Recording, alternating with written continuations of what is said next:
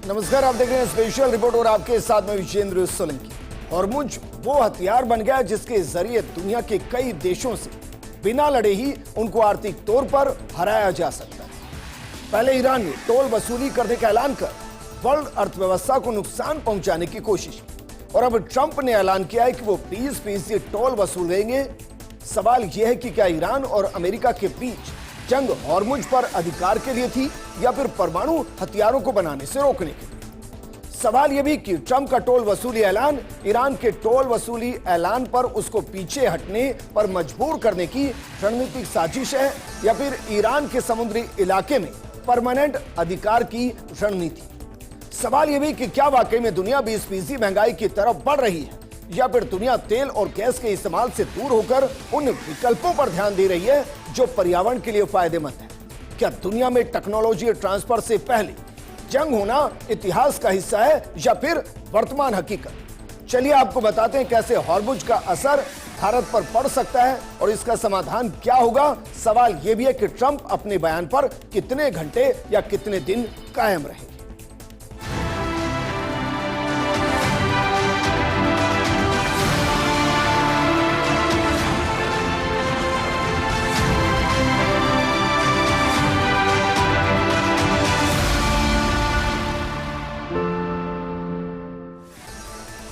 जंग बहुत आगे बढ़ चुकी है।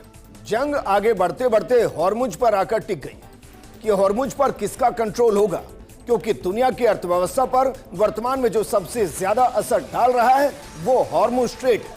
तो जरा देखिए, दो देशों के बीच की एक ऐसी जंग जो अन्य मुद्दों से इतर होते हुए हॉर्मुज पर किसका कंट्रोल होगा, कौन हॉर्मुज का गार्जियन होगा। इसमें दो नाम है, एक अमेरिका और एक ईरान। अभी तक ईरान यह दावा करता था कि हॉर्मुज उसकी क्षेत्र का हिस्सा है, इसलिए ईरान उसको कंट्रोल करेगा।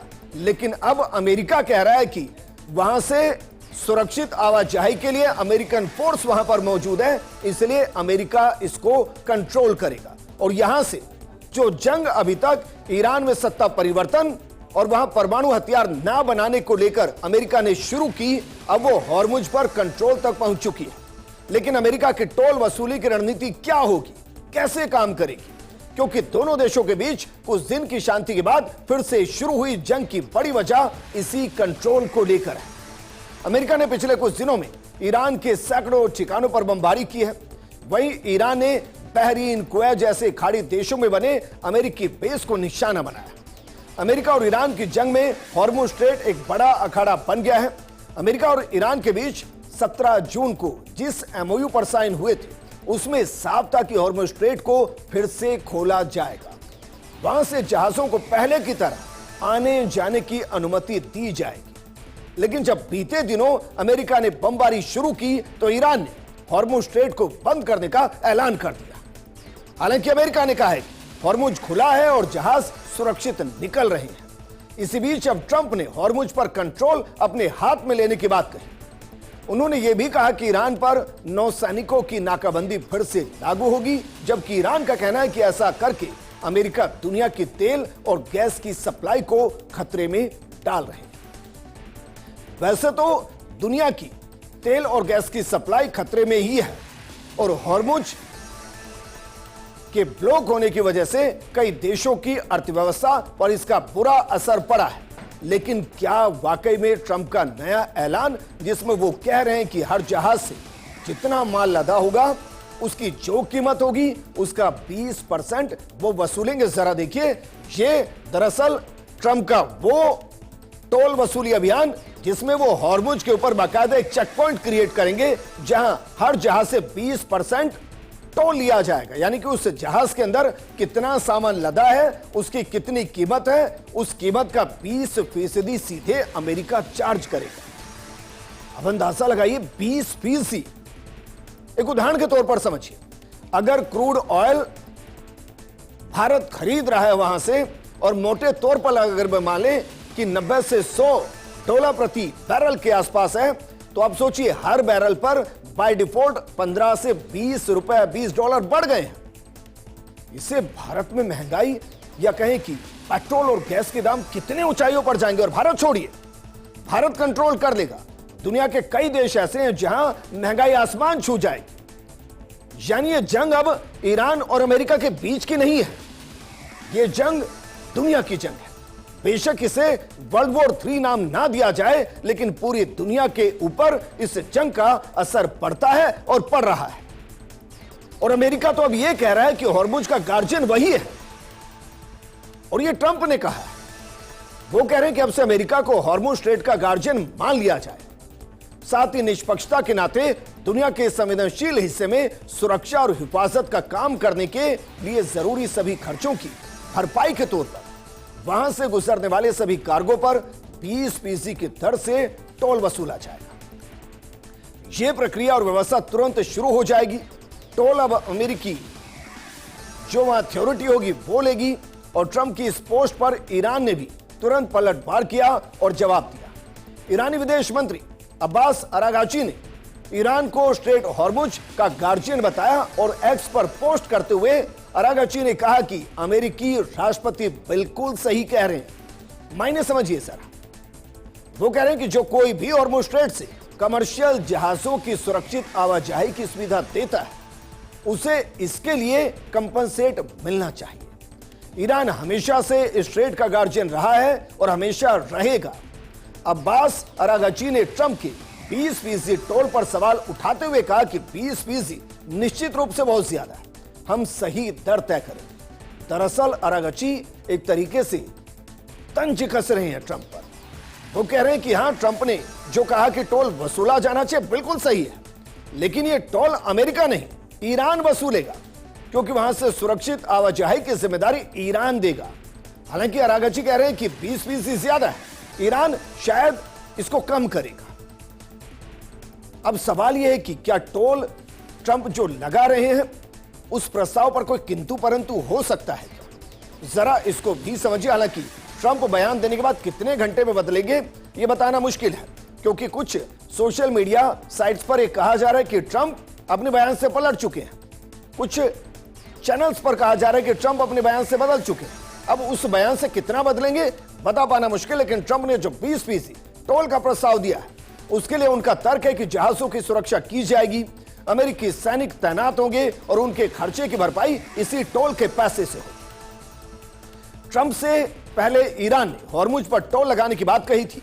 अमेरिका के साथ जो एमओयू हुआ था उसमें भी ये बात हुई थी कि हॉर्मुज के मैनेजमेंट को लेकर ईरान और ओमान आपस में चर्चा करेंगे। इसका मतलब यही है कि ईरान और ओमान मिलकर तय करेंगे कि हॉर्मुज से जहाज कैसे गुजरेंगे। अब जरा याद कीजिए, समंदर के कानून 1982, इसे United Nation Convention on the Law of the Sea कहा जाता है, और इसके तहत जहाजों को बिना किसी रुकावट के इंटरनेशनल स्ट्रेट से गुजरने का अधिकार है। यह कानून किसी बाहरी देश को ऐसे समुद्री रास्तों से गुजरने वाले जहाजों पर टोल लगाने की इजाजत नहीं देता है। वहीं इंटरनेशनल मैरीटाइम ऑर्गेनाइजेशन ने फिर से कहा है कि अंतर्राष्ट्रीय कानून में स्ट्रेट से गुजरने के लिए अनिवार्य टोल का कोई प्रावधान नहीं है। यानी अगर ईरान टोल लगाता है तो भी वो इन अंतर्राष्ट्रीय कानूनों के तहत गलत है, अगर अमेरिका टोल लगाता है तो भी गलत है। लेकिन सोचिए सर, अगर टोल लगा तो असर क्या होगा? ट्रंप ने 20% टोल की बात कही है और यह यकीनन बहुत ज्यादा है। न्यूयॉर्क टाइम की रिपोर्ट के मुताबिक विश्लेषकों का अनुमान है कि इसे 20 से $26 प्रति बैरल तक लागत बढ़ सकती है। बड़े जहाजों के लिए तो $3 करोड़ तक लागत बढ़ाने का अनुमान है। आखिरकार इसका भार लोगों पर ही पड़ेगा और दुनिया में महंगाई बढ़ जाएगी। दरअसल टैंकर कंपनियां फारस की खाड़ी से यूरोप तक तेल पहुंचाने के में लगभग $10 प्रति बैरल का चार्ज लेती है। अभी एक बैरल तेल की कीमत लगभग $80 है और इसलिए हॉर्मुज से तेल ले जाने पर ट्रंप की फीस से प्रति बैरल $16 और जोड़ सकते हैं। इससे ट्रांसपोर्टेशन का कुल खर्चा $26 प्रति बैरल हो जाए। बड़े बड़े टैंकर जिसमें एक बार में 20 लाख बैरल तेल ले जाया जा सकता है, उसकी लागत में $3 करोड़ का भारी भरकम खर्च और ज्यादा बढ़ सकता है। अब जरा इसको भारतीय करेंसी में सोच कर देखिए कि भारत का कोई कंटेनर है, कोई शिप है, उस पर कितना पैसा बाकायदा टोल के तौर पर दिया जाएगा। मानकर चलिए हॉर्मुज जहाजों की आवाजाही है, पहले जरा इसको देखिए जो पूरे तरीके से ठप हो चुकी है। और क्यों कहने ठप हो चुके हैं? क्योंकि 13 जुलाई को सिर्फ 10 जहाज निकले हैं हॉर्मुज से, और युद्ध से पहले 130 से ज्यादा जहाज हर दिन निकल रहे थे। अब कहा तो जा रहा है ईरान की तरफ से भी और अमेरिका की तरफ से भी कि हॉर्मुज खुला है, लेकिन हॉर्मुज कितना खुला है जरा देखिए। 130 से ज्यादा जहाज इस जंग से पहले निकल रहे थे और अब 10 जहाज भी बामुश्किल हॉर्मुज को क्रॉस कर रहे हैं। और यह आंकड़ा सबसे निचला आंकड़ा है। समुद्री डेटा कंपनी केपलर के मुताबिक युद्ध शुरू होने से पहले 130 से ज्यादा जहाज गुजर रहे थे और अब 10 से भी कम। और हॉर्मुज पर दोबारा नाकाबंदी क्यों की जा रही है? क्या अमेरिका वाकई में हॉर्मुज को ब्लॉक करना चाहता है? क्या अमेरिका चाहता है कि हॉर्मुज के साथ साथ बंदर अब्बास, जो कि ईरान की अर्थव्यवस्था की रीढ़ की हड्डी है, उसे कंट्रोल कर दिया जाए? या वहां ईरान की IRGC के अगेंस्ट अमेरिका अपने आप को इतना मजबूत करना चाहता है कि वहां IRGC न्यूट्रलाइज हो जाए? आखिर क्यों? ईरान के हमलों और धमकी के जवाब में क्या ऐसा किया जा रहा है? क्योंकि ईरान ने हाल के दिनों में हॉर्मुज स्ट्रेट से गुजरने वाले कई जहाजों को निशाना बनाया है। साथ ही ईरान ने इस अहम समुद्री मार्ग को बंद करने की घोषणा भी की थी। अमेरिका का दावा है कि इसी के जवाब में उसने दोबारा नाकाबंदी लगा दी है। दूसरा कारण जरा देखिए, समुद्री मार्ग खुला रखने के लिए क्या ऐसा किया जा रहा है? हॉर्मुज दुनिया के सबसे अहम समुद्री व्यापारिक मार्गों में से एक है। अमेरिकी राष्ट्रपति डोनाल्ड ट्रंप ने कहा कि यह खुला रहना चाहिए। अमेरिका का उद्देश्य यह सुनिश्चित करना है कि अंतर्राष्ट्रीय जहाजों की आवाजाही बाधित न हो। ट्रंप ने यह भी कहा कि यह कार्रवाई ईरानी जहाजों और उनसे जुड़े व्यापार को रोकने के लिए है।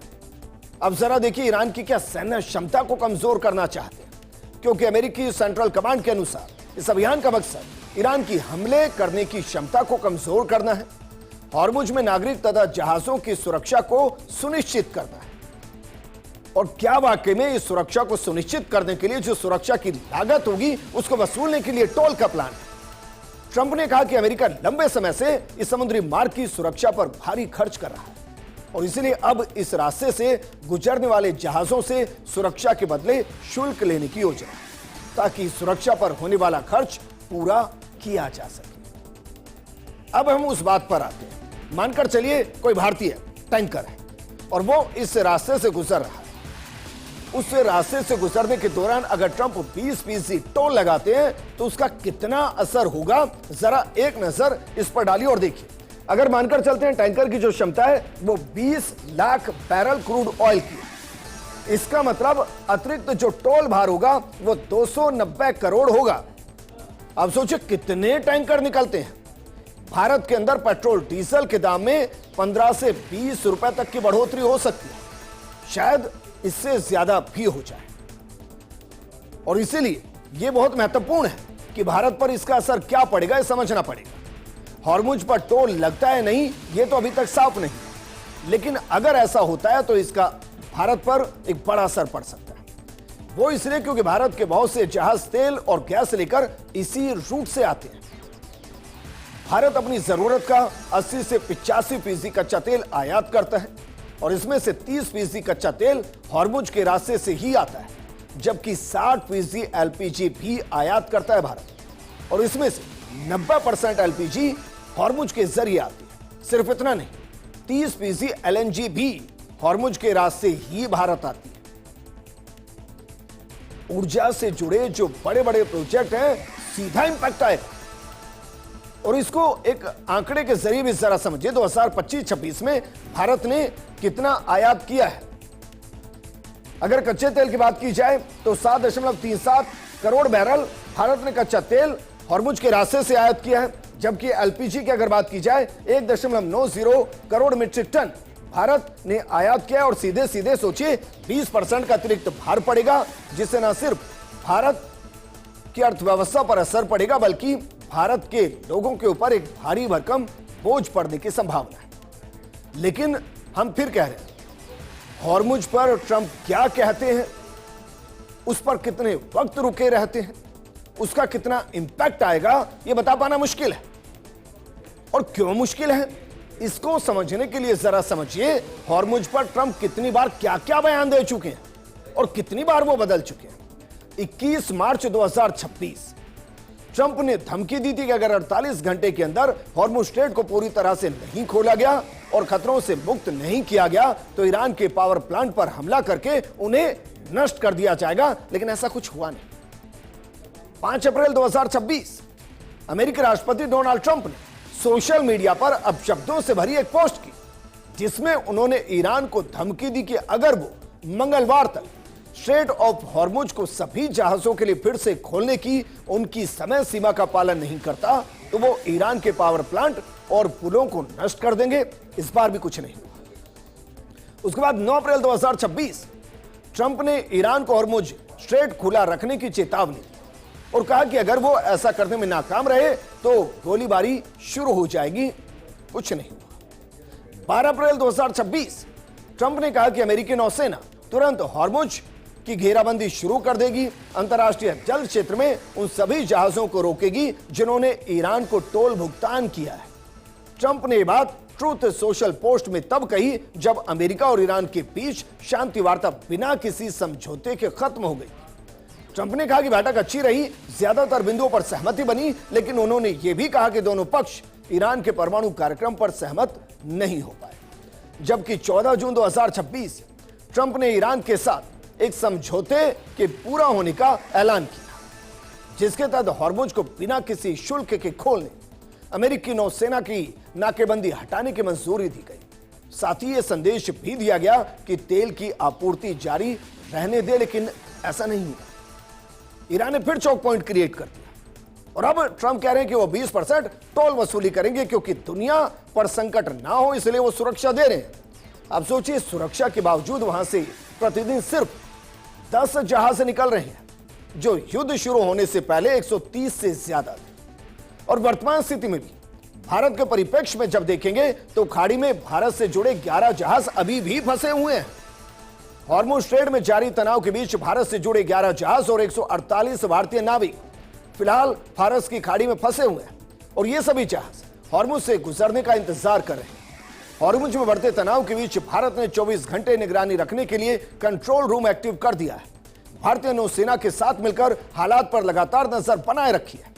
सरकार ने फारस की खाड़ी से निकासी के लिए भारत से जुड़े 11 जहाजों की पहचान की, जिनमें 7 भारतीय ध्वज वाले जहाज और 4 भारत के लिए सामान लेकर आने वाले विदेशी जहाज हैं। भारतीय जहाजों के इन बड़े कंटेनर के अंदर 3 बड़े कंटेनर हैं, एक कच्चा तेल ले जाना और वाला कैंटर और एक ऑयल केमिकल टैंकर है, जबकि एक बल्क कैरियर है और एक ट्रेजर शामिल है।